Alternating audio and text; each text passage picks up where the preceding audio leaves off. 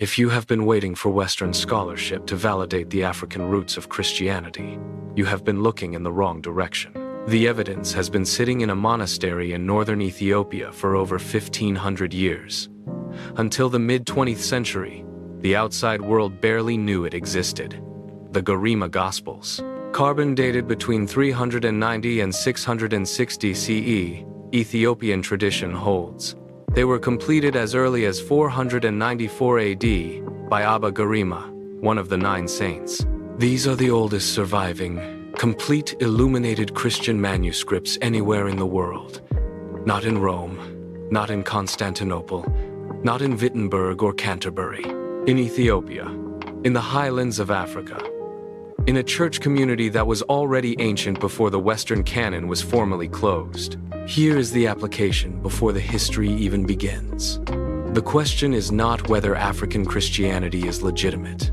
The question is why you were never told that African Christianity may be the oldest. And once you sit with that question honestly, everything about how you read the Gospels shifts. Luke opened his Gospel with a sentence the Western Church recites but rarely examines with full force. Luke 1:1-4. Many have undertaken to draw up an account of the things that have been fulfilled among us, just as they were handed down to us by those who from the first were eyewitnesses and servants of the word. With this in mind, since I myself have carefully investigated everything from the beginning, it seemed good also to me to write an orderly account for you, most excellent Theophilus, so that you may know the certainty of the things you have been taught.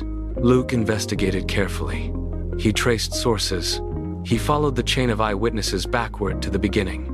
He wrote for one purpose: certainty. The Garima Gospels are the physical embodiment of that chain, the 4 gospel accounts preserved in Ge'ez, the classical language of Ethiopia, by monks operating inside the apostolic tradition centuries before modern Western Christianity existed. The Greek key term is Euangelion. The transliteration is Euangelion. The literal meaning is good announcement, from EU, meaning good, and angelion, meaning message or report. Culturally, in the Greco-Roman world, Euangelion was the technical term for an imperial proclamation, a victory announcement sent from the battlefield to the city. When a general conquered an enemy, a Euangelion was dispatched. Citizens celebrated. Jesus and the early church deliberately co-opted this imperial vocabulary. The true Euangelion was not Caesar's military victory but the resurrection of the Son of God. Theologically, the Garima Gospels are illuminated manuscripts of the Euangelion, the Counter-Imperial, resurrection-rooted declaration of Christ's supremacy. That this proclamation was preserved in Ethiopia by monks who were not European, in the oldest surviving illustrated form in the world, is itself a theological statement. The Euangelion belongs to no single empire. It cannot be owned by Western Christendom. It predates it. By the time Gutenberg printed his first Bible in 1455, the Garima Gospels had already been in the monastery of Debre Garima for over 1,000 years. While Europe was producing its first printed Bible, Ethiopia had already been preserving an illuminated handwritten gospel tradition for more than 10 centuries. The Ethiopian church did not receive the gospel late. Acts 8:27-8 states it without apology. He met an Ethiopian man, a eunuch and high official of Candace, queen of the Ethiopians, sitting in his chariot, reading the book of Isaiah, the prophet. An Ethiopian royal official was reading Isaiah on his way home from Jerusalem before Paul had written a single epistle, before church councils, before creeds, before the Roman Empire converted.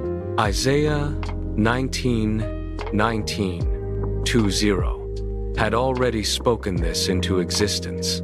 In that day, there will be an altar to the Lord in the heart of Egypt, a sign and witness to the Lord Almighty. Africa was already in the prophetic imagination of God, and Psalm 102-18 confirms why these manuscripts were preserved at all. This will be written for the generation to come, so that a people yet to be created may praise the Lord. The Garima Gospels were not written for 15th century European scholars. They were written for generations not yet born, including you. Proverbs 22:28 issues an unambiguous command.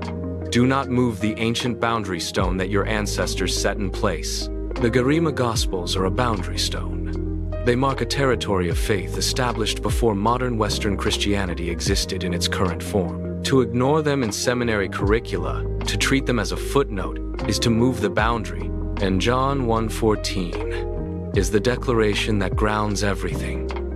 The Word became flesh and made his dwelling among us. The Word became flesh, and in that flesh he entered a world that already included Africa, already touched Ethiopia, already sent his spirit into the chariot of a royal official on a desert road. The gospel has never been geographically neutral. 3 focus steps to take the Garima Gospels seriously. Step 1. Audit your sources. This week, examine the church history you were taught. Who are the heroes in the story? Where are they from? Now ask, who is missing? Write down at least one African figure in early church history you were never taught. The Garima Gospels are a starting point, not a conclusion. Step 2. Read Acts 8 with fresh eyes. Read Acts 8:26-40 in full this week. Notice what the Ethiopian eunuch was already doing before Philip arrived, reading Isaiah, worshiping, seeking.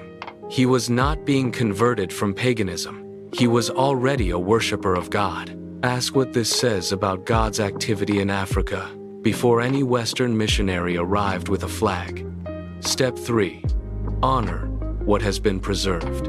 Find one thing in your own faith tradition, family history, or community that has been dismissed or undervalued by the dominant culture. Name it. Treat it as a boundary stone. The same God who preserved the Garima Gospels in a highland Ethiopian monastery for 1,500 years preserves what matters, including what he has placed in you. The first witness stands. The Garima Gospels are not a regional curiosity.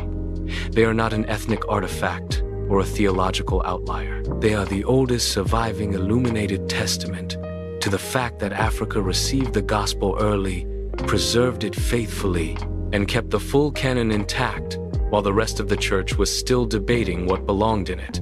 The West ignored them. That does not diminish them. It reveals a blind spot the global body of Christ can no longer afford. Drop a comment below had you ever heard of the Garima Gospels before today. What does it change for you to know they exist? Let us keep digging together.